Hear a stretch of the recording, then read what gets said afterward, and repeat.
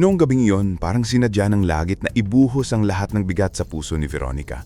Malakas ang ulan, halos hindi na makita ang kalsada sa labas ng malaking bahay ng pamilyang Montenegro. Sa loob ng engrandeng mansyon, nakatayo sadya sa gitna ng sala. Basang-basa ang pisngi hindi lamang dahil sa ulan na tumalsik mula sa bukas na pinto, kundi dahil sa luhang hindi niya mapigil. Yakap niya ang kanyang 5 taong gulang na anak na si Amara na umiiyak habang nakakapit sa layaran ng kanyang damit. Sa harap nila, nakatayo si Edison Montenegro, ang lalaking minahal ni Veronica ng buong puso, ngunit ngayon ay nakatingin sa kanya na para bang isang basurang kailangang itapon. Edison, maawa ka naman sa anak natin. Nanginginig na pakiusap ni Veronica. Kahit ako na lang ang paalisin mo, huwag mo nang idamay si Amara. Malakas ang ulan. Gabi na, wala ka ning pupuntahan. Napnangisi lamang si Edison. Katabi niya ang kanyang ina, si Doña Celestina Montenegro, isang babaeng kilala sa kanilang bayan bilang matapobre, mahilig manghamak at sanay na sanay manira ng buhay ng ibang tao gamit ang pera. Sa likuran ni Edison ay naroon din si Clarissa, ang babaeng matagal na pala nitong kinikita sa likod ni Veronica. Nakangiti si Clarissa habang hawak ang braso ni Edison, tila ba siya ang tunay na asawa at Veronica ang kabit na dapat itaboy. Wala kang karapatang manatili rito, malamig na sabi ni Edison. Wala kang dala noong pumasok ka sa buhay ko. Mahirap ka lang. Ako ang nagbigay sa iyo ng pangalan, damit, pagkain at bahay. At ngayon, aalis ka ng tahimik. Pero asawa ko, anak mo si Amara. Halos pabulong ng sagot ni Veronica. Asawa? Anak? Huwag mo kaming patawanin. Kung hindi dahil sa awa ng anak ko, hindi ka makakatapak sa bahay na ito. Tignan mo ang sarili mo, Veronica. Kahit anong bihis mo, halata pa rin ang pinanggagalingan mo. Babaeng galing sa wala. Babaeng akala mo kapag napangasawa ang mayaman ay magiging reyna na. Napayoko si Veronica, ngunit humigpit ang yakap niya kay Amara. Hindi ko hinangad ang yaman ninyo. Binahal ko lang si Edison. Pag-ibig? Singal ni Edison. Kung mahal mo ako, hindi mo ako ipapahiya sa mga kliyente ko. Hindi ka bagay sa mundo ko. Si Clarissa ang bagay sa tabi ko. Edukada, may pangalan, may koneksyon. Ikaw, isa kang pagkakamali. Parang may kutsilyong paulit-ulit na bumabaon sa dibdib ni Veronica. Hindi niya maunawaan kung paano ang lalaking minsang nangakong poprotektahan siya ay siya palang unang wawasakin sa kanya. Naaalala pa niya noon kung paano nitong niligawan si Edison, kung paano nito sinabi na hindi mahalaga ang estado sa buhay, ang mahalaga ay ang puso. Ngunit ngayon, ang lahat ng salitang iyon ay naging alikabok. Lumapit si Clarissa, bahagyang yumuko kay Amara at may peking awa sa boses na nagsabi, "Kawawang bata, mas mabuti sigurong lumaki siya sa malayo. Baka paglaki niya ay matutunan niyang huwag mangharap ng sobra." Tumigil sa pag-iyak si Amara at tumingin kay Veronica. "Mama, masama ba akong bata? Bakit ayaw nila sa akin?" Doon tuluyang nadurog ang puso ni Veronica. Napaluhod siya at hinawak ang mukha ng anak. "Hindi anak, hindi ka masama. Ikaw ang pinakababuting regalo sa buhay ko. Tandaan mo yan." "Enough drama," utos ni Doña Celestina. "Palabasin na sila!" 2 gwardya ang lumapit. Hindi sila makatingin ng diretso kay Veronica, nguit sinunod nila ang utos. Isang lumang maleta lamang itinapon sa harapan niya. Nandun ang ilang damit nila ni Amara, ilang lumang parawan at kaunting pera na halos hindi sapat para sa isang linggong pagkain. Bago tuluyan lumabas, huling tumingin si Veronica kay Edison. "Darating ang araw na pagsisisihan mo ito," sabi niya, mahina ngunit puno ng sakit.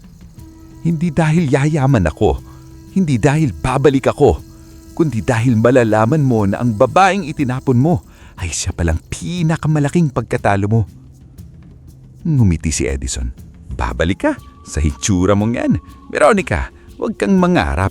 Ang mga tulad mo kapag itinapon sa dilim, dun na nabubulok."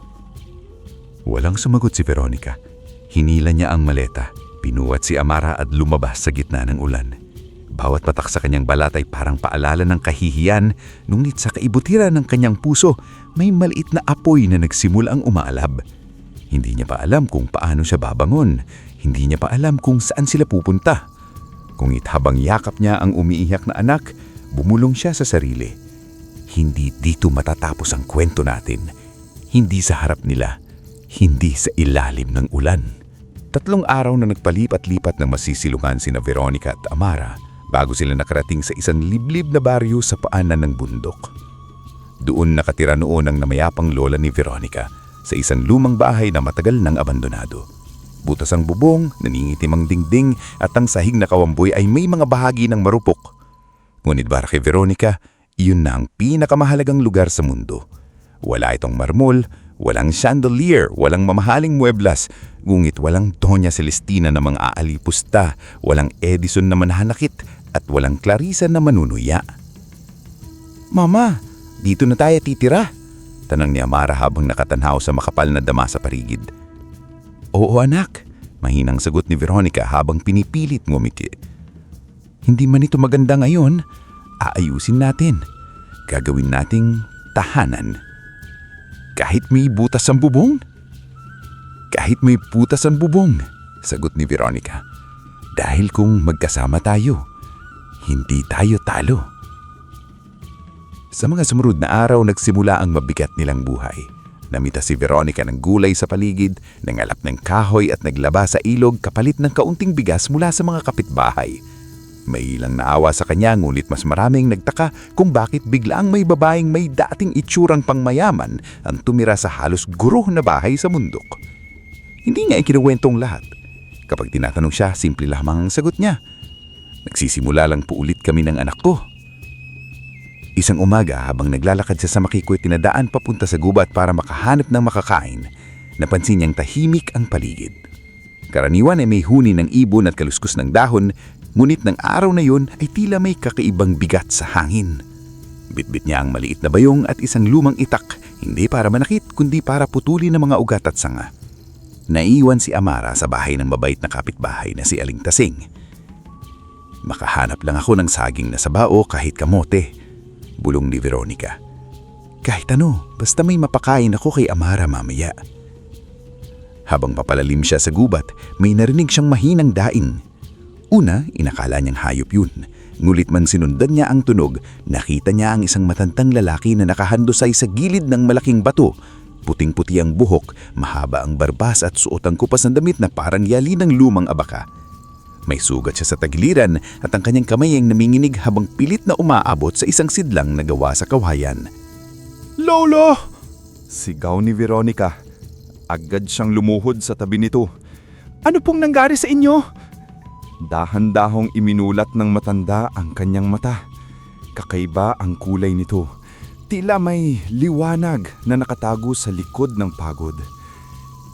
"Umalis ka, anak," paos niyang sabi. "Delikado rito." "Hindi ko kayo iiwan," sagot ni Veronica. "May sugat kayo. Kailangan niyo ng tulong." "Wala kang pagkain. Wala kang lakas.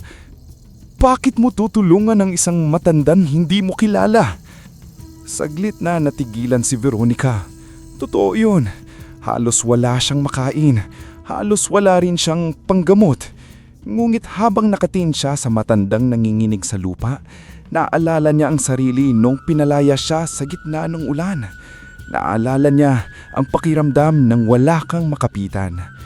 Hindi niya kayang talikuran ang taong nasa ganong kalagayan.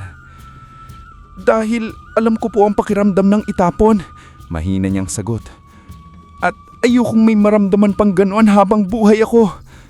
Pinunit niya ang layalam ng kanyang damit at itinali sa sugat ng matanda upang mapigilan ang dugo. Inabot na rin ang maliit na piraso ng tinapay na nakalaan sana kay Amara. Nanginginig ang kamay niyang ibinigay iyon dahil alam niyang kapag wala siyang nahanap na pagkain, wala silang hapunan. Ngunit ibinigay pa rin niya. "Kain po kayo kahit kaunti." Tinitigan siya ng matanda ng matagal. "May anak ka?" "Opo." "At mas kailangan niya yan kesa sa akin." "Opo," sagot ni Veronica, napapaluha. "Ngunit kung mamamatay kayo rito, hindi ko mapapatawad ang sarili ko." Tinangkap ng matanda ang tinapay. Habang kumakain ito, biglang umihip ng malamig na hangin. Gumalaw ang mga dahon kahit walang bagyo. May kung anong liwanag na sandaling kumislap sa dibdib ng matanda, ngunit mabilis ding nawala. Hindi iyon napansin ni Veronica dahil abala siya sa paghahanap ng halamang maaring ipantapal sa sugat. "Anong pangalan mo?" tanong ng matanda. "Veronica po." "Veronica," ulit nito. Tila sinusukat ang bigat ng pangalan niya. Ang babaeng itinapon, ngulit hindi nawalan ng puso. Napatingin sa Lito. "Paano niyo po nalaman?" Ngumiti ang matanda, malungkot ngunit malangkat. "May mga sugat na hindi kailangang makita para maramdaman." Inalayan ni Veronica ang matanda hanggang sa maliit na silong niyari sa ugat at bato sa gilid ng bangin. Doon pala ito naninirahan. Ang loob ay simple ngulit kakaiba. May mga tuyong halamang nakasabit, mga bote ng langis, lumang aklat na sulat kamay at mga bato na may nakaukit na simbolo. Sa gitna ay may maliit na apoy na hindi nauubos kahit walang kahoy na nadadagdag. Kinilabutan si Veronica, ngunit hindi dahil sa takot. May pakiramdam siyang pumasok siya sa lugar na matagal nang hinihintay ang pagdating niya. "Dito po kayo nakatira?" tanong niya. "Sa loob ng maraming taon," sagot ng matanda habang umuupo. "Ako si Elias. Marami ang tumatawag sa akin na ermitanyo ng bundok. Ang iba, baliw.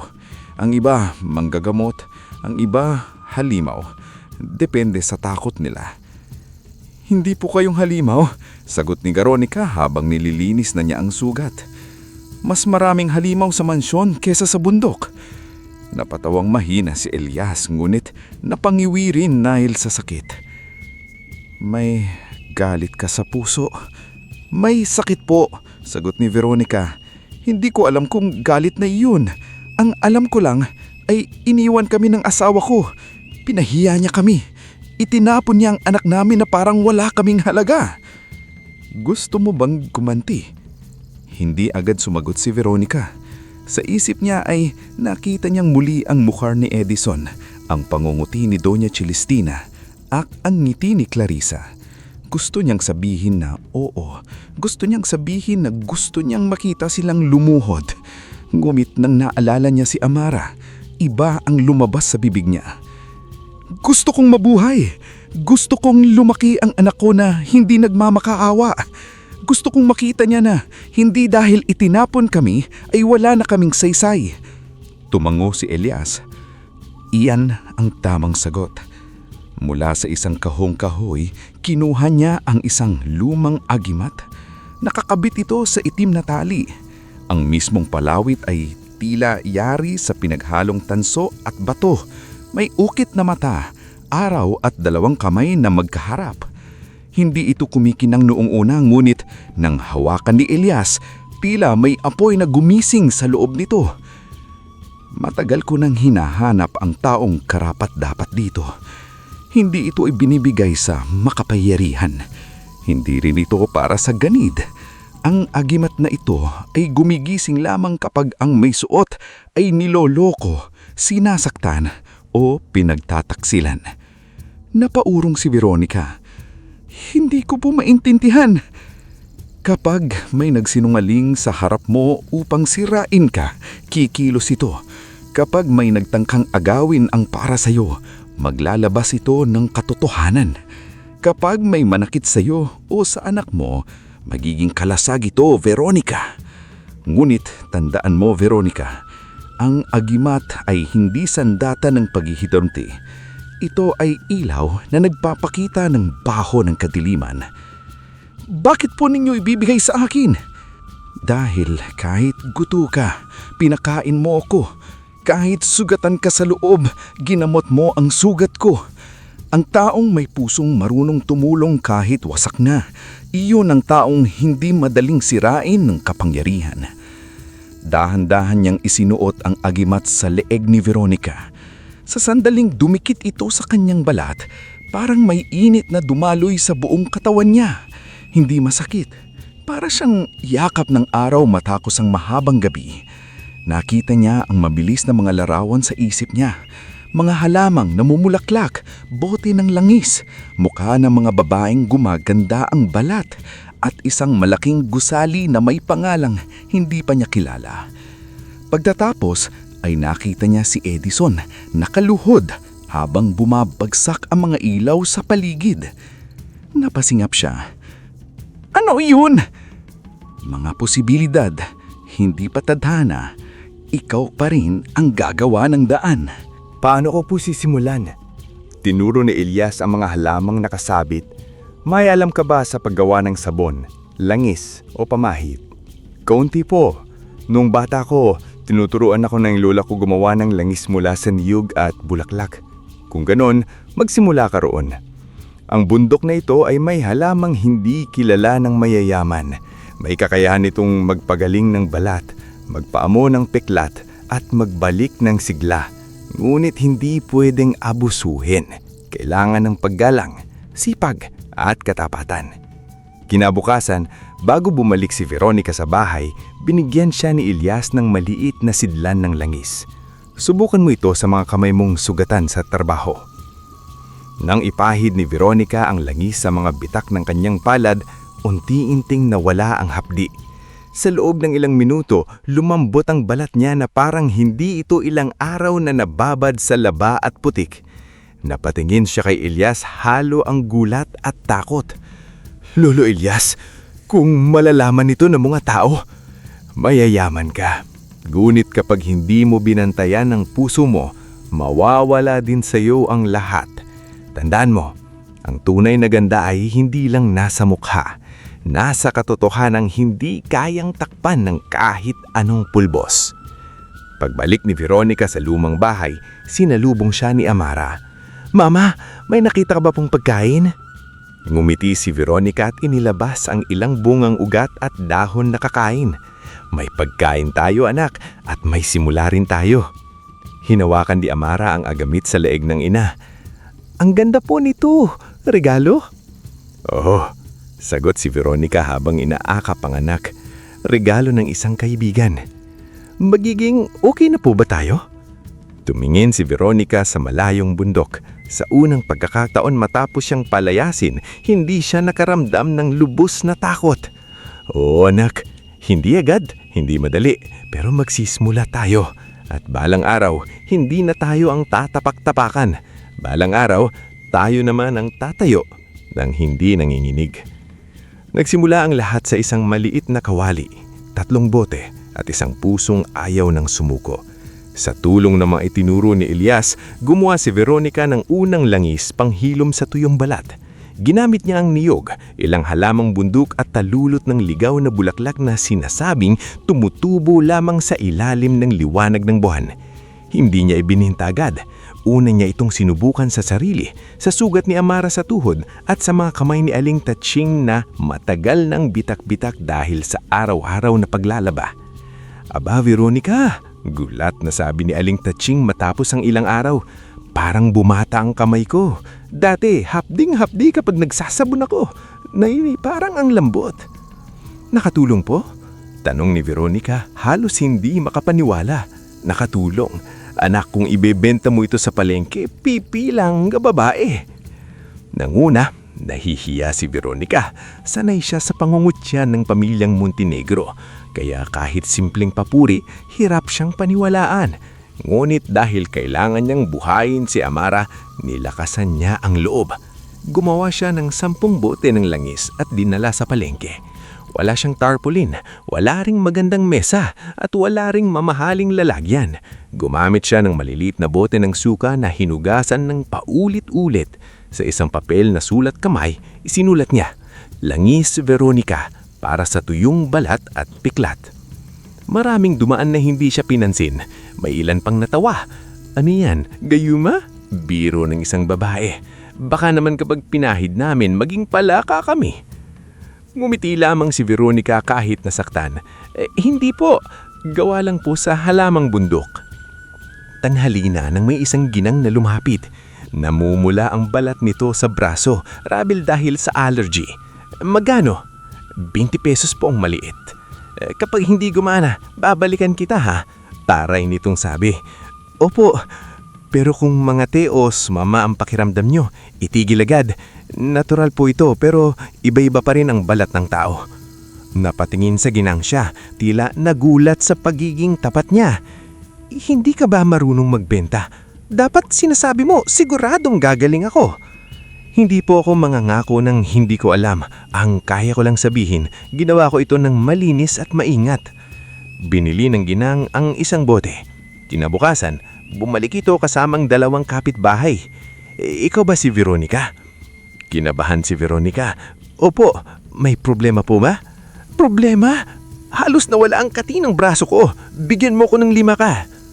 Parang tumigil ang mundo sa paligid ni Veronica. 5 po? Oo, at itong 2 kasama ko, bibilin rin. Doon nagsimula ang pagkalat ng pangalan niya. Mula sa 10 bote, naging 20. Mula 20, naging 50. Nagsimulang magtanong ang mga babae sa palengke kung kailan siya babalik.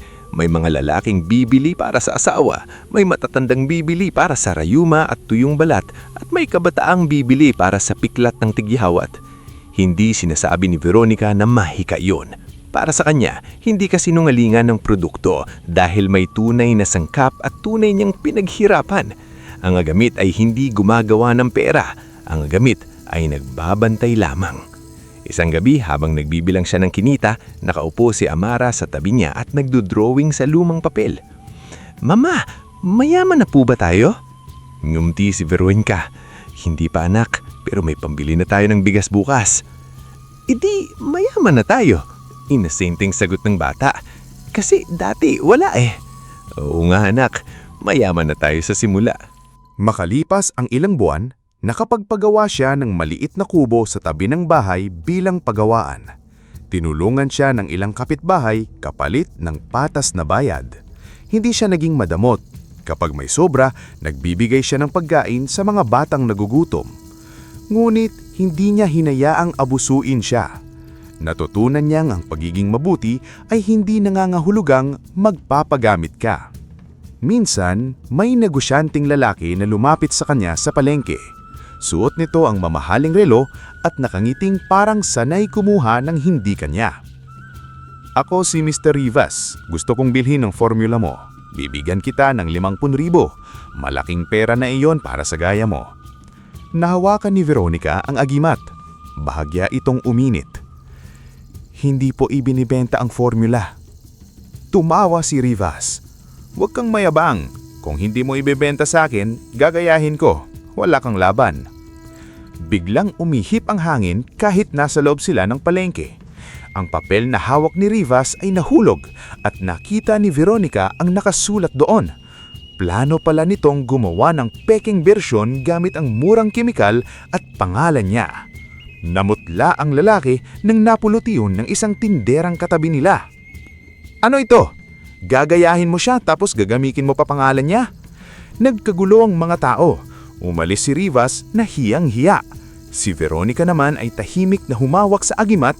Sa isip niya, narinig niya ang boses ni Elias. Kapag may mandaraya, hayaan mong ang katotohanan ang humila sa kanya pababa. Lumipas ang 5 taon at ang dating 10 bote sa palengke ay naging libo-libong produkto na ipinapadala sa iba't ibang probinsya. Ang pangalang Veronica's Botanicas ay nakilala bilang produktong natural, epektibo at may kakaibang kalidad na hindi kayang pantayan ng mga malalaking kumpanya. Ngunit hindi mabilis at madali ang pagangat. Maraming gabi hindi natutulog si Veronica. Maraming beses siyang halos malugi at maraming negosyanteng sumubok magnakaw ng kanyang formula. Sa bawat pagsubok, mas tumitibay siya. Hindi na siya ang babaeng nanginginig sa ulan. Siya ay naging babaeng marunong magdesisyon, marunong lumaban at marunong tumayo ng diretsyo kahit maraming mata ang naghihintay ng madapa siya. Sa edad na 10, lumaki si Amara na matalino, mapagmasid at may pusong maawarin. Alam niyang hindi ordinaryo ang agimat ng kanyang ina, ngunit tinuruan siya ni Veronica na huwag itong ipagyabang. Anak, madalas sinasabi ni Veronica, ang mahika ay hindi laruan. Hindi ito pangyabang. Kung gagamitin mo ang kapangyarihan para lang manakit, wala kang pinagkaiba sa mga taong nanakit sa atin.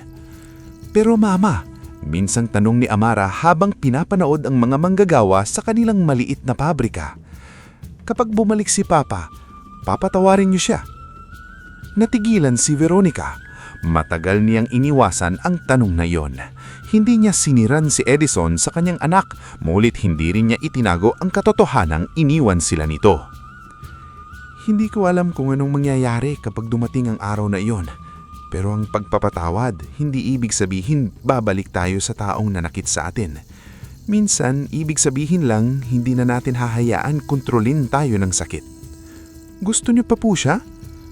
Tumingin si Veronica sa kanyang anak. Hindi na anak. Ang dating pagmamahal, naging aral na lang. Dumating ang malaking pagkakataon nang inimbitahan si Veronica sa isang business expo sa Manila. Doon niya ipinakita ang kanyang mga produkto, langis, sabon, cream, serum at pabangong hango sa mga bulaklak ng bundok. Simple ang booth niya kumpara sa magagarang display ng ibang kumpanya, ngunit dinagsa ito ng tao. May beauty vloggers, dermatologists at investors na nagtaka kung bakit napakaganda ng resulta ng kanyang produkto kahit walang agresibong advertisement. Isang investor ang lumapit sa kanya. Miss Veronica, may kakaiba sa brand ninyo. May kwento, may kalidad, may tiwala ang tao. Gusto naming mamunan. Anong kapalit? 40% ng kumpanya. Ngumiti siya ng mahinahin. Hindi po. Maaari tayong mag-usap sa distribution pero hindi ko ibibigay ang halos kalahati ng pinaghirapan ko. Nagtaas ng kilay ang investor. Alam mo bang malaking pagkakataon ito? Maraming maliit na negosyante ang luluhod sa offer na ito. Lumuhod na po ako noon. Hindi na mauulit. Kumalat sa expo ang balitang may babaeng probinsyana na tumanggi sa malaking investor. May nagsabing mayabang siya, may nagsabing matapang. Ngulit matapos ang event, mas dumami pa ang gustong bumili ng produkto niya. Sa social media, naging viral ang kanyang linyang, "Lumuhod na ako noon, hindi na uulit." Hindi nagtagal, nakakuha siya ng mas patas na partners. Nag-aral siya ng business management, kumuha ng chemists, dermatologists, legal consultants at marketing team. Ipina-research niya ang bawat produkto para ligtas at pasado sa pamantayan. Hindi siya pumayag na umasa lamang sa hiwaga. Ang mahika ay simula, sabi niya sa staff. Pero ang tiwala ng tao, pinaghihirapan araw-araw. Pagkalipas ng 10 taon mula sang palhayasin siya, ang Veronica's Botanicals ay naging Veralux Botanics, isa na sa pinakamalaking cosmetic empire sa bansa. May sariling headquarters, laboratories, stores sa malls at international distributors. Si Veronica na dating nagtitinda sa palengke gamit ang recycled na bote ay isa ng bilyonarya. Ngunit hindi nagbago ang pinakamahalagang bagay sa kanya. Gabi-gabi, bago matulog, hinahawakan pa rin niya ang agimat at naaalala si Elias. Isang gabi habang nasa penthouse office siya, pumasok si Amara na ngayon dalagita na. "Nama, may invitation po kayo." "Para saan?" "Gala event ng Montenegro Group. Partnership daw sa beauty and wellness brands." Natahimik si Veronica. Sa unang pagkakataon matapos ng maraming taon, muling nabanggit ang pangalan ng pamilyang nakasira sa kanya.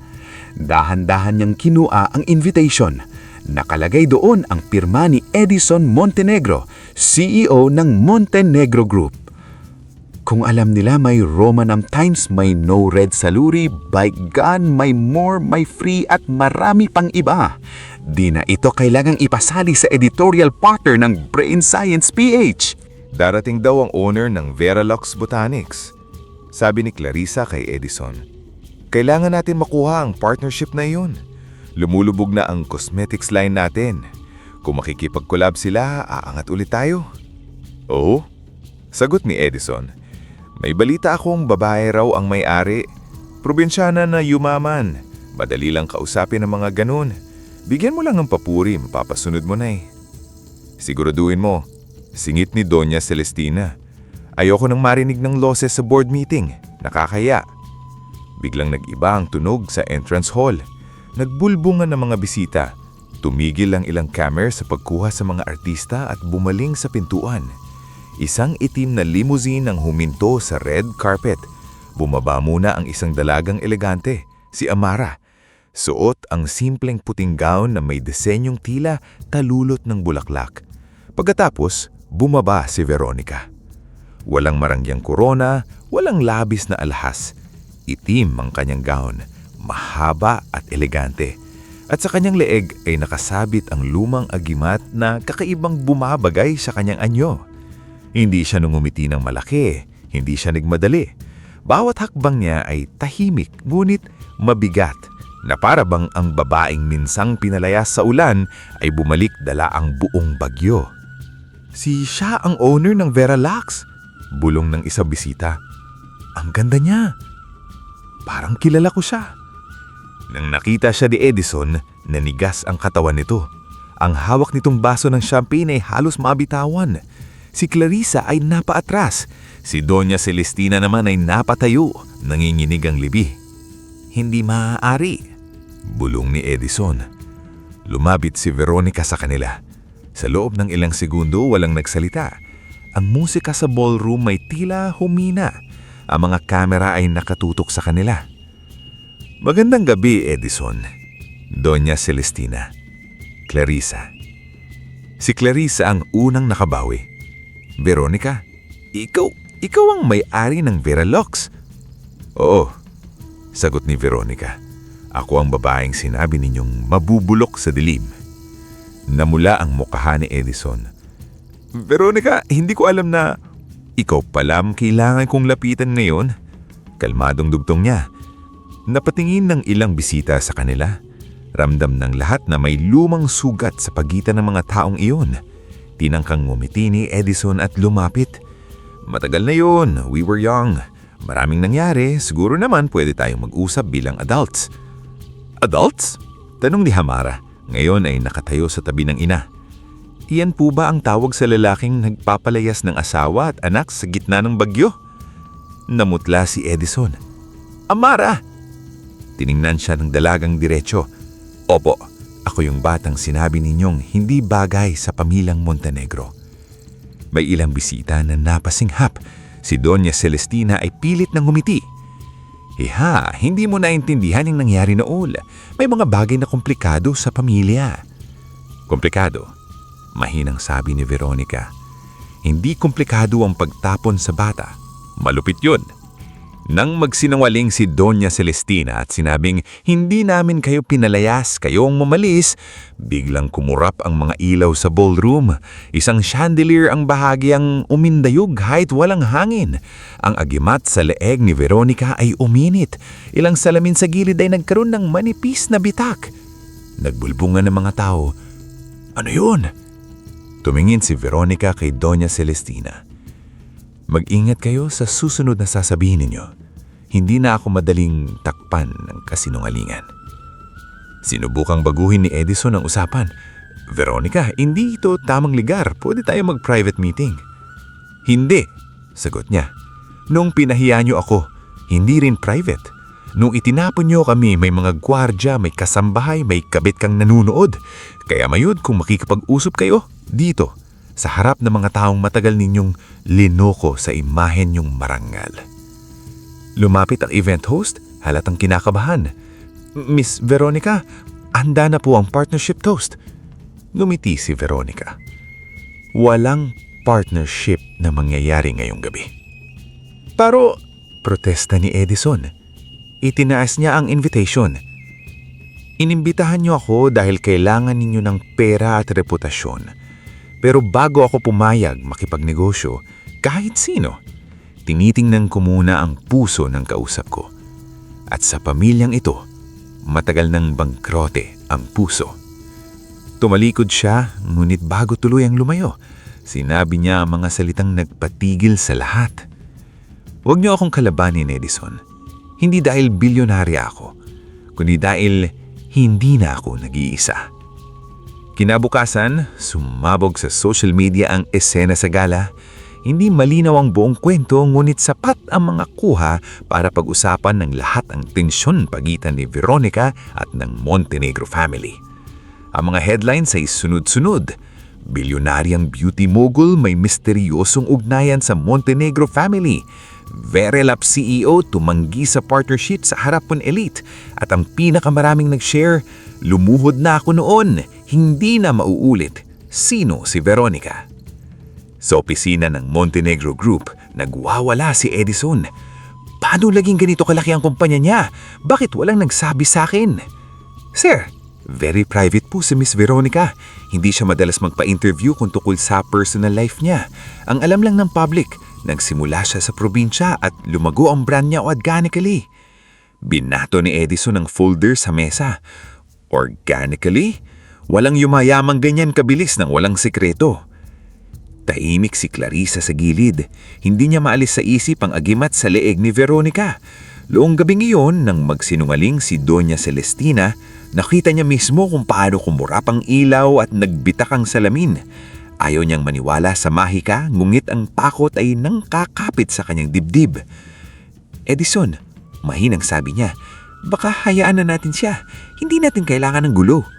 Tinignan siya ni Edison na parang nasiraan ito ng bait. Hayaan? Siya ang dahilan kung bakit pinagtatawanan tayo ngayon. Siya ang dahilan kung bakit nagdadalawang isip ang investors. Hindi ako papayag na ang babaeng itinapon ko ang magmumukhang mas mataas kaysa sa akin. Pero mataas na siya.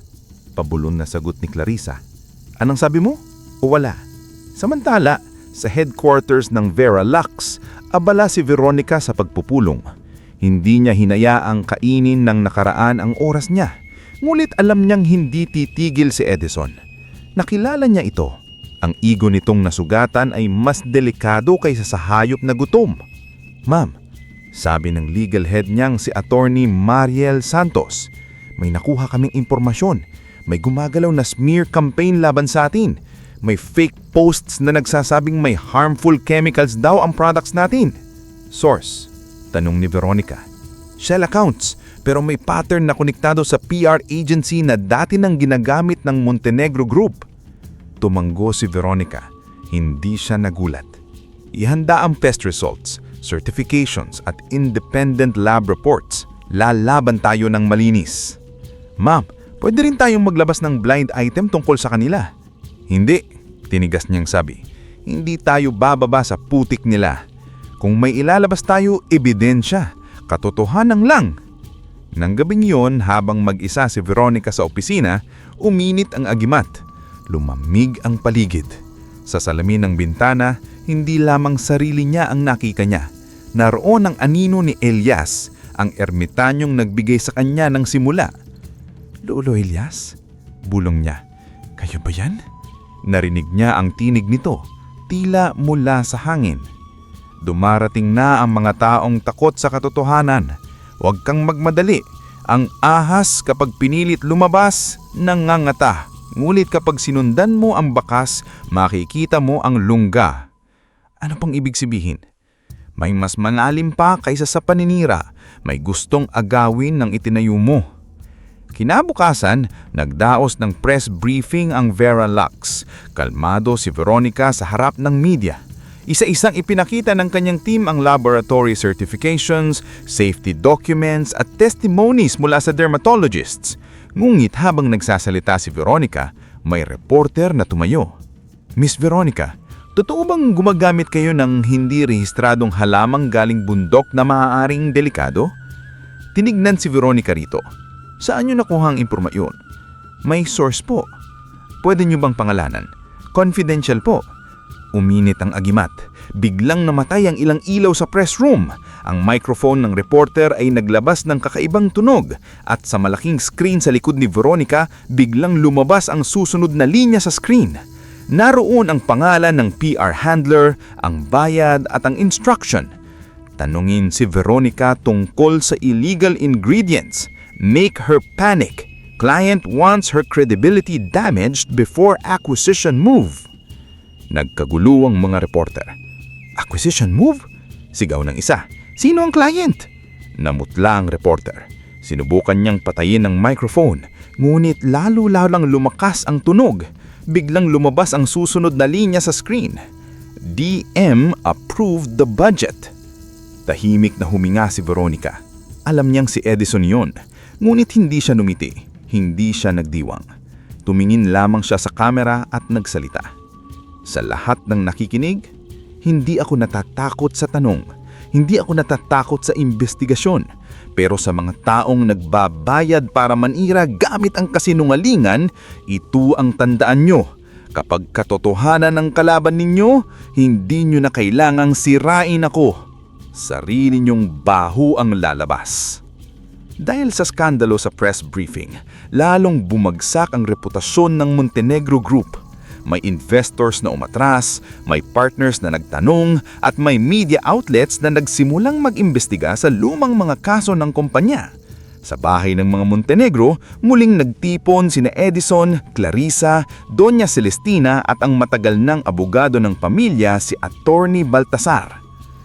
Hindi ito simpleng swerte, sabi ni Attorney Baltasar, habang nakalatag ang mga dokumento sa mesa. May access siya sa mga impormasyon. May hacker siguro o may tao siya sa loob. Hindi hacker yon. Mahinang ulit matigas na sabi ni Doña Celestina. Nakita mo ang ilaw, nakita mo ang screen, nakita mo kung paano lumabas ang sikreto natin. Hindi yun normal. Si Clarissa na tahimik sa gilid ay napahawak sa sariling leeg na parang naroon din ang agimat ni Veronica. Edison, baka tama ang mama mo. May kakaiba kay Veronica. Ang kakaiba sa kanya ay yumaman siya at hindi ko matanggap na ang perang iyon ay wala sa kontrol ko. Tumikhim si Attorney Baltasar. May legal angle tayo. Noong kasal pa kayo, maaaring may claim ka sa anumang asset na nagsimula habang subsisting ang marriage. Depende sa records. Kung mapapatunayan nating ang unang capital niya ay mula sa conjugal property, walang kinuha siya sa akin, putol ni Edison. Hindi kailangang totoo agad. Malamig na sagot ng abogado. Kailangan muna nating gumawa ng duda. May kilala akong notaryo. May lumang dokumento tayong maaaring ihanda. Deed of assignment. Lalabas na bago kayo naghiwalay, pumirma siya na anumang business venture niya ay under Montenegro funding. Napangiti si Edison. Peking dokumento? Mas gusto kong tawaging reconstructed record. Nanginig na tumayo si Clarissa. Baliw na ba kayo? After nang nangyari sa press briefing, gagawa pa kayo ng peking ebidensya? Paano kung lumabas ulit ang katotohanan? Tinignan siya ni Edison ng malamig. Simula kailan ka naging duwag? Simula nang makita kong ang babaeng sinakta natin ay hindi na kayang tapakan. Sagot ni Clarissa. Edison, tama na. Matagal na nating kinuha ang lahat sa kanya. Hayaan na natin siya. Isang malakas na sampalang dumapo sa pinsig ni Clarissa. Napasigaw si Doña Celestina hindi dahil sa awa, kundi dahil baka may makarinig. Si Clarissa ay napahawak sa mukha, luha ang nakatingin sa lalaking minsan niyang inagaw. Wala kang karapatang pagsabihan ako, sabi ni Edison. Kung hindi dahil sa akin, wala ka ring pangalan ngayon. Sa sambaling iyon, naunawa ni Clarissa ang isang katotohanan na matagal niyang tinakasan. Hindi siya nanalo nung inagaw niya si Edison. Pumasok lamang siya sa kulungan na minsang kinalabasan ni Veronica at ngayon, siya naman ang nakakaramdam ng bigat ng kamay nito. Samantala, sa malayong opisina ng Vera Lux, biglang uminit ang agimat ni Veronica. Napatigil siya sa pagpirma ng dokumento. Nakaramdam siya ng sakit sa pinsig na parang siyang sinampal. Napapikit siya at nakita sa isip ang mukha ni Clarissa, umiiyak, hawak ang pinsig. Nagulat siya sa sariling awa. Dapat ay galit siya rito. Dapat ay matuwa siya. Kung hindi. Ma'am, tanong ni Attorney Mariel, ayos lang po kayo? May masama silang binabalak, sabi ni Veronica. At may masasaktan pa. Pagkatapos ng ilang araw, nakatanggap siya ng legal notice mula sa kampo ni Edison. Inaangkin nito na may karapatan siya sa malaking bahagi ng Vera Lux Botanics dahil naman sa isang lumang kasunduan noong kasal pa sila. Nakalakip ang kopya ng dokumentong may pirmang tila kay Veronica. Tinignan niya itong ng matagal. Magaling ang peke. Kung ordinaryong tao siya, baka natakot siya. Ngunit habang hawak niya ang papel, uminit ang agimat at unti-unting lumitaw ang itim na marka sa peking pirma. Attorney Mariel gasped. Ma'am, ano yun? Kasalanan, sabi ni Veronica. Anong gagawin natin? Tumingin si Veronica sa bintana. Sa ibabaw, abala ang mga empleyadong umaasa sa kumpanyang itinayo niya. Hindi na lamang ito tungkol sa kanya. Kapag hinayaan niyang agawin ni Edison ang Veralax, lilibong tao ang madadamay. Trabahador, suppliers, mga mansasaka sa bundok, kababaihang binigyan niya ng trabaho at mga pamilyang umaasa sa kita. Magpapatawag tayo ng press conference, sabi ni Veronica. Ma'am, delikado. Baka gamitin nila yun para palakihin ang claim. Hayaan mo sila, sabi ni Veronica habang hinahawakan ng agmat. Kung gusto nilang ilabas ang peking papel sa harap ng lahat, doon din natin ilalabas ang tunay nilang muka. Bago ang press conference, kinausap ni Veronica si Amara. Hindi niya gustong madamay ang anak, ngunit alam niyang hindi na ito bata. 15 taon na ang dalaga, matalino, matatag, at may karapatang malaman ng buong katotohanan. Nasa veranda sila ng bahay sa bundok na ipinaayos ni Veronica, ngunit hindi ginubba. Kahit mayroon na silang mansyon sa siyudad, pinili niyang panatilihin ang lumang bahay bilang paalala ng pinanggalingan. Doon niya gustong kausapin ang anak sa lugar kung saan silang minsang nagsimula sa gutom at takot. Anak, simula ni Veronica, baka sa press conference, banggitin ng papa mo ang pangalan mo. Baka gamitin ka niya para magmukhang biktima siya. Hindi po ako mapapayag, sagot ni Amara. Alam ko, pero kailangan mong maintindihan, kapag humarap tayo sa kanila, hindi lang pera ang usapan. Bubuksan nila ang lumang sugat. Sasabihin nilang masama akong asawa, na inalayo kita, na pinagkaitan kita ng ama. Tumingin si Amara sa malayo. Mama, bata po ako noon, pero may naaalala ko. Ano? Napahinto si Veronica. Yung ulan, sabi ng dalaga. Yung lamig. Yung sinabi ni Papa na hindi tayo bagay sa bahay nila. Akala ko panaginip lang yun dati. Pero habang lumalaki ako, naintindihan kong totoo pala. Pumatak ang luha ni Veronica. Patawad anak, sana naprotektahan kita sa alaalang iyon. Hinawak ni Amara ang kamay niya. Sa katahimikan, umihip ang hangin mula sa gubat. Parang may presensya si Elias, tahimik na nagbabantay. Sa leeg ni Veronica, bahagyang uminit ang agimat. Ngunit sa pagkakataong yun, hindi dahil may kasinungalingan. Dahil may katotohanang masakit, ngunit nagpapalaya. Anak, sabi ni Amara, gusto kong sumama sa press conference. Hindi ko alam kung mabudi yun. Buong buhay ko, kayo ang humarap sa akin. Ngayon, gusto kong tumayo sa tabi ninyo. Hindi para gumanti, para ipakita sa kanilang hindi nila tayong nabasag. Matagal na tinignan ni Veronica ang anak. Sa mga mata nito, nakita niyang batang minsang umiiyak sa ulan, ngulit nakita rin niya ang dalagang binuo ng pag-ibig, hindi ng galit. Tumanggo siya. Sige, pero kapag naramdaman mong mabigat, aalis tayo. Hindi po ako aalis. Montenegro rin ang apelyido ko sa papel. Pero puso ninyo ang nagpalaki sa akin. Yun ang dadalhin ko. Dumating ang araw ng press conference. Punong-puno ang malaking hall ng reporters, vloggers, business analysts at curious public figures. Nandoon si Veronica, suot ang puting blazer at ang agimat. Nandoon si Amara sa tabi niya. Sa kabilang panig, dumating sina Edison, Doña Celestina, Attorney Baltazar at ilang kasama. Wala si Clarissa. Ayon sa balita, may sakit daw ito. Ngunit alam ni Veronica, may takot at hiyang kinakaharap nito. Tumain si Edison sa harap ng media, bit-bit ang peking dokumento. For years, nanahimik ako para sa kapakanan ng anak ko. Ngunit hindi ko na kayang manahimik habang inaangkin ni Veronica ang kumpanyang may bahagi ako. Noong ako'y kasal pa, ako ang tumulong sa kanya. Ako ang nagbigay ng puhunan. Ako ang dahilan kung bakit siya nakapagsimula. Veronica, tanong ng isang reporter, anong masasabi niyo sa claim ni Mr. Montenegro? Tumayo si Oron.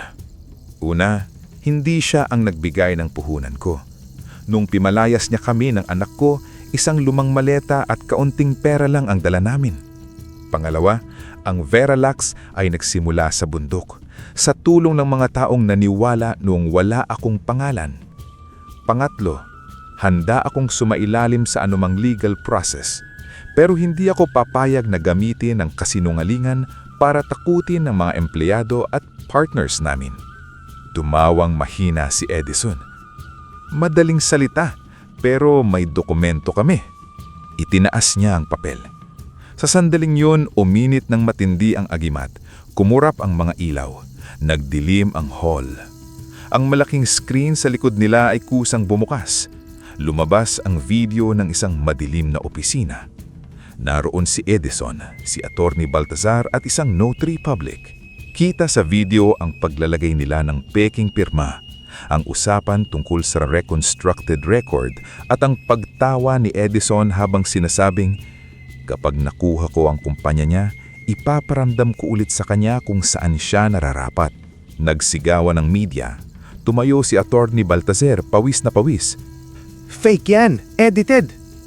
Ngunit habang sinasabi niya iyon, biglang pumutok ang baso na nasa mesa. Sa screen, lumabas ang bank transfer papunta sa notary public.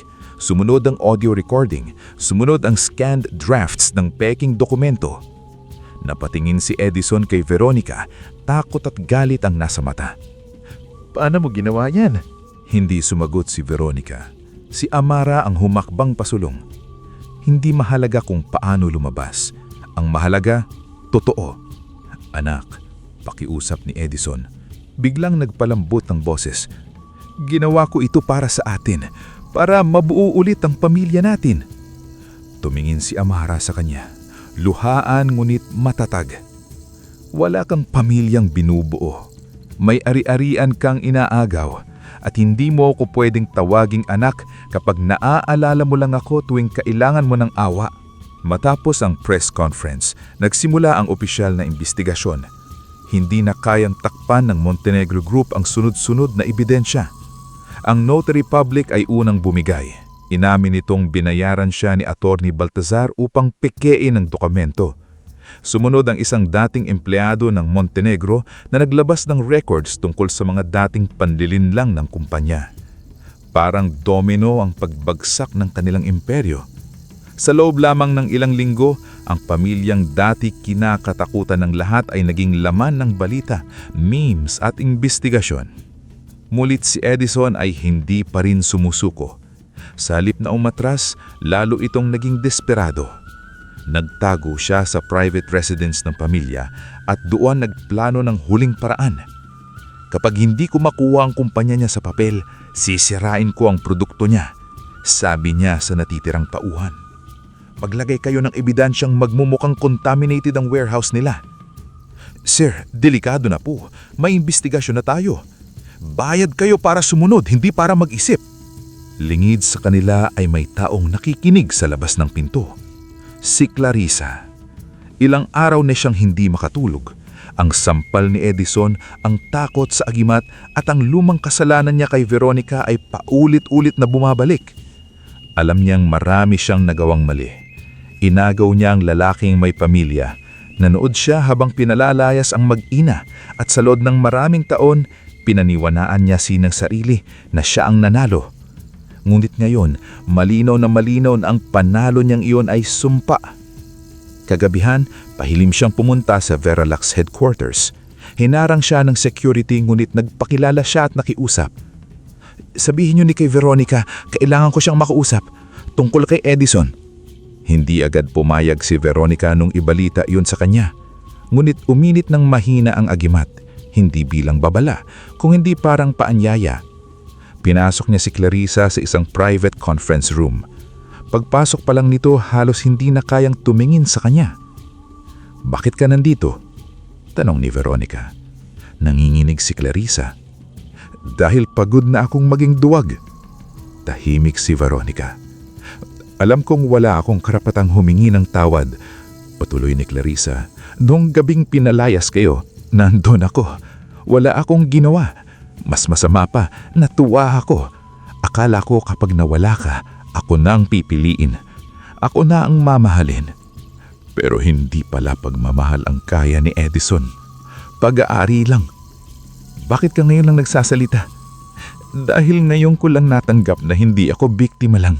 May kasalanan din ako." Inilabas ni Clarissa ang malit na recorder at envelope. "Plano niyang pasukin ang warehouse niyo. Maglalagay sila ng pekeng contaminated materials. Narito ang pangalan ng mga taong binayaran niya, oras at lokasyon. Tiningnan ni Veronica ang envelope. Bakit ko mapipaniwalaan ito? Hindi mo kailagan, sagot ni Clarissa. Alam kong may paraan kang malaman ng totoo. Hinawakan ni Veronica ang agimat. Hindi ito uminit ng matindi. Walang basag na salamin, walang ilaw na namatay. Ibig sabihin nagsasabi ang totoo si Clarissa. Sa unang pagkakataon, nakita niya hindi ang babaeng nanira sa kanyang pamilya, kung hindi ang babaeng durog na rin sa sariling piniling kasinungalingan. Hindi sapat ang paghihingi ng tawad. Alam ko, may mga sugat na hindi nawawala dahil lang umiyak ang nanakit. Alam ko. Pero ang ginawa mo ngayon, maaring magligtas ang maraming tao. Umiiyak na tumangho si Clarissa. Hindi ko hinihinging patawarin mo ko. Gusto ko lang tumigil na siya. Dahil sa impormasyon ni Clarissa, nakapaghanda ang Veralax at ang mga otoridad. Noong gabing tangkayang pasukin ng mga tauhan ni Edison ang warehouse, nahuli sila. Ngulit bago sila madakip, biglang nagdilim ang buong lugar. Ang mga salamin sa hallway ay sunod-sunod na nagbitak. Sa bawat bitak, lumitaw ang refleksyon ng mga kasinungalingang ginawa nila. Sobre ng pera, pekeng test results, lihim na utos. Ang mga lalaki ay napaluhod sa takot. Hindi namin ideya ito. Si Mr. Montenegro nag-utos. Nang mabalitaan ni Edison ang pagkakahuli ng mga tao, nagwala siya. Tinapon niya ang mga gamit sa opisina, sinigawan si Doña Celestina at sinabing lahat ay kasalanan ni Veronica. Ngunit sa isang sulok, tahimik ang matanda. Noon lamang niya naramdaman ang tunay na takot. Hindi sa batas, hindi sa kahihiyan, kundi sa posibilidad na ang lahat ng ginawa nila ay bumabalik na. Sinabi ko sa iyo, bulyong ni Doña Celestina, hindi mo dapat kinilaban ng babaeng iyon. Dumating ang araw ng pinakamalaking press conference sa kasaysayan ng Veralox Botanics. Hindi na ito simpleng pagtatanggol sa produkto o kumpanya. Ito ay paglilinis ng pangalan, paglalabas ng ebidensya at pagtatapos ng mahabang kasinungalingan. Punong-puno ang convention hall. Naandoon ang media, investors, government investigators, employees at mga taong sumusubaybay sa kwento ni Veronica mula nang naging viral ang pagbabalik niya. Sa backstage, tahimik si Veronica habang inaayos ng kanyang assistant ng kanyang mikropono. Suot niya ang isang eleganteng puting suit, simple ang ayos ng buhok at sa leeg ay ang agimat. Lumapit si Amara at hinawakan ng kamay niya. Kinakabahan po kayo? Tanong ng anak. Oo, tapat na sagot ni Veronica. Akala ko po hindi na kayo natatakot. Ang tapang anak hindi ibig sabihin wala ka ng takot. Ibig sabihin, mas mahalaga ang ipinaglalaban mo kaysa sa takot mo. Dumating si Attorney Mariel. Ma'am, confirmed, nandito si Edison. May dala siyang sariling media team. Mukhang gagawa siya ng eksena. Tumango si Veronica. Hayaan mo siya. Paglabas niya sa entalabo, nagsilapitan ng kamera. Malakas ang palakpak ng employees ng Veralox, lalo ng mga manggagawang nagsimula pa sa maliit na pag-awatan sa bundok. Nandun din si Aling Tasing, mas matanda na ngayon, umiiyak habang ipinagmamalaki sa katabi. Ako ang unang gumamit ng langis niya. Sabi ko na noon, sisikat ang batang iyan. Nagsimula si Veronica sa mahinahing na boses. Maraming taon nang nakalilipas, pinalayas ako kasama ang anak ko sa gitna ng ulan. Wala akong pangalan, wala akong pera, at halos wala akong pag-asa. Ngunit may natutunan ako. Kapag inagawan ka ng bahay, maaaring magtayo muli. Kapag inagawan ka ng dignidad, maaari mo itong bawiin. Pero kapag inagawan ka ng katotohanan, kailangan mong lumaban. Ipinakita ng kanyang team ang timeline ng Veralax, mga unang produkto, business registration, investors, laboratory tests, employment records, at community partnerships. Lahat ay malinaw, lahat ay dokumentado. Pagkatapos, ipinakita rin nila ang ebidensya gambang laban sa peking claims ni Edison. Fabricated documents, bribery records, warehouse sabotage attempt at testimonies. Biglang tumayo si Edison sa audience. Enough! Lahat numiyan ay palabas. Veronica, ginagamit mo lang ang drama para pagtakpan ng tunay mong sekreto. Nagkagulo ang hall. Itinaas ni Edison ang isang folder. May ebidensya ako na mga products mo ay galing sa illegal na ritual sa bundok. May akimat siya. Diloloko niya kayong lahat. Natahimik ang mga tao. Sa unang pagkakataon, napunta ang tingin ng lahat sa agimat ni Veronica. May ilan na nagbulungan. May ilan na natawa. Iniisip na desperado na si Edison. Ngunit si Veronica ay hindi gumalaw. Edison, sabi niya, ilang beses mo pang gagamitin ang takot ng tao para takpan ang sarili mong kasalanan? Takot? Sigaw nito. Ikaw ang dapat katakutan. Ano yung sa leeg mo? Paano lumalabas ang mong ebidensya? Paano nabubunyag ang lahat? Hindi ka malinis. Isa kang mangkukulam. Sa pasalitang iyon, biglang namatay ang lahat ng ilaw. Sumigaw ang mga tao. Ang emergency lights ay umilaw ng pula. Ang malaking screen sa likod ni Veronica ay nagbukas. Ngulit, sa pagkakataon nito, hindi lamang dokumento ang lumabas. Lumabas ang alaala. Nakita sa screen ng gabing umuulan, si Veronica, mas bata, umiiyak habang nakayakap si Amara. Si Edison, malamig ang muka. Si Doña Celestina, nanghahamak. Si Clarissa, na nakangiti sa gilid. Narinig ng lahat ang boses ni Edison.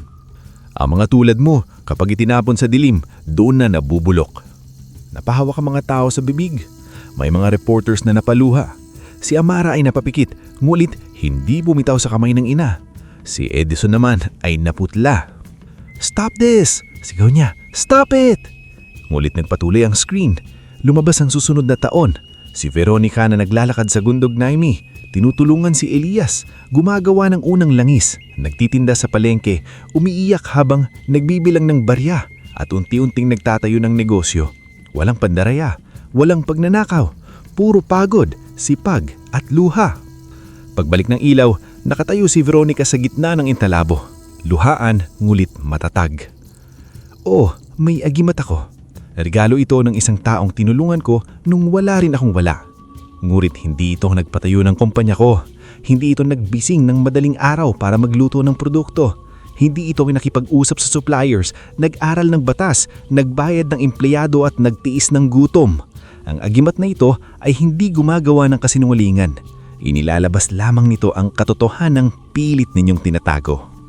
Lumapit si Edison sa entalabo, galit na galit. Akin ang lahat ng dapat sa akin. Tinamka ni Agawin ang folder sa mesa, ngulit bago pa siya makalapit kay Veronica, kumislap ang agimat. Malakas na hangin ang umikot sa hall. Ang mga salamin sa gilid ay sabay-sabay na nagbitak, ngulit walang nasugatan.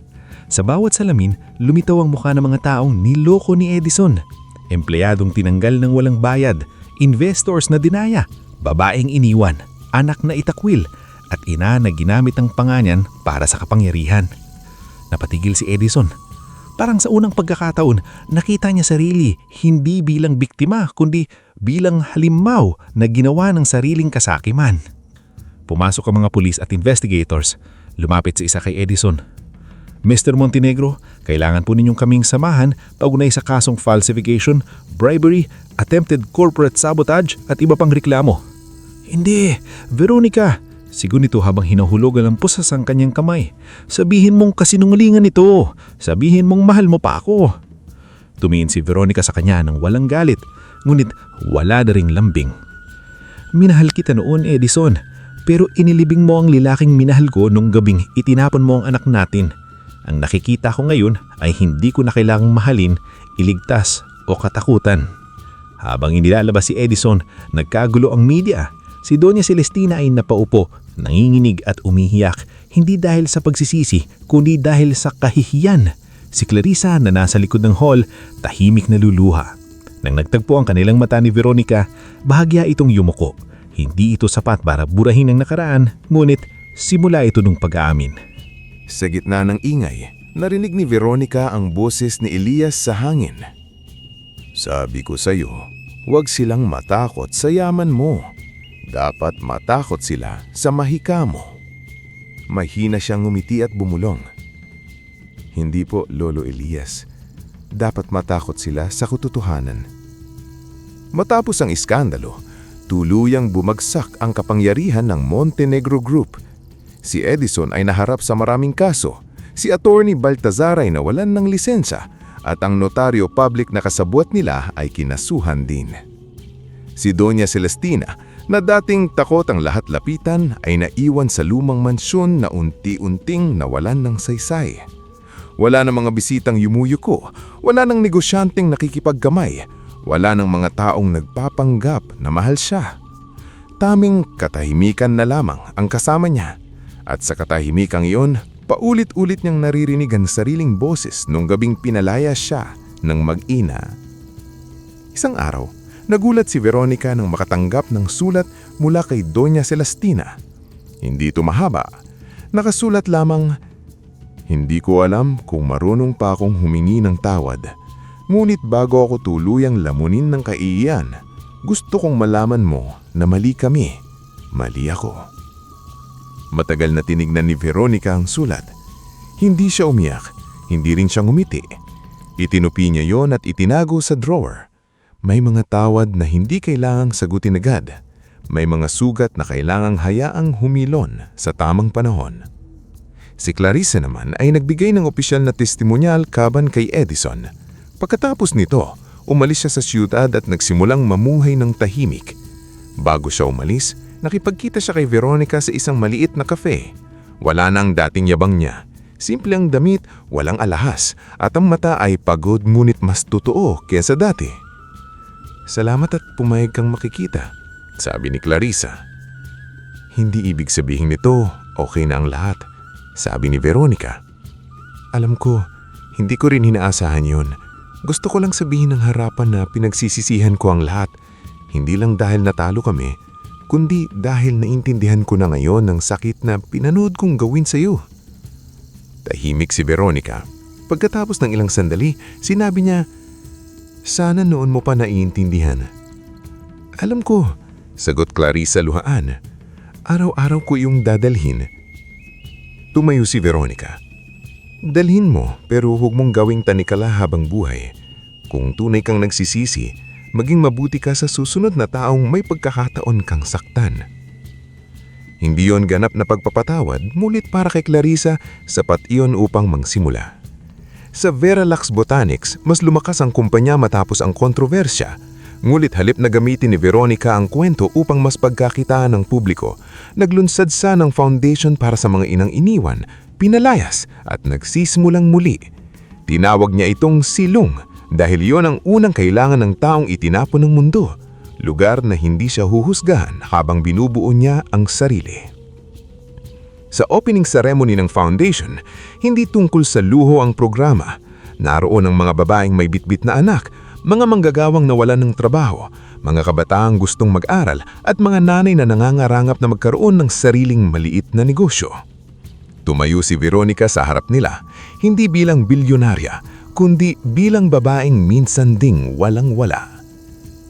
"Hindi ko kayo tutulungan para habang buhay kayong umasa.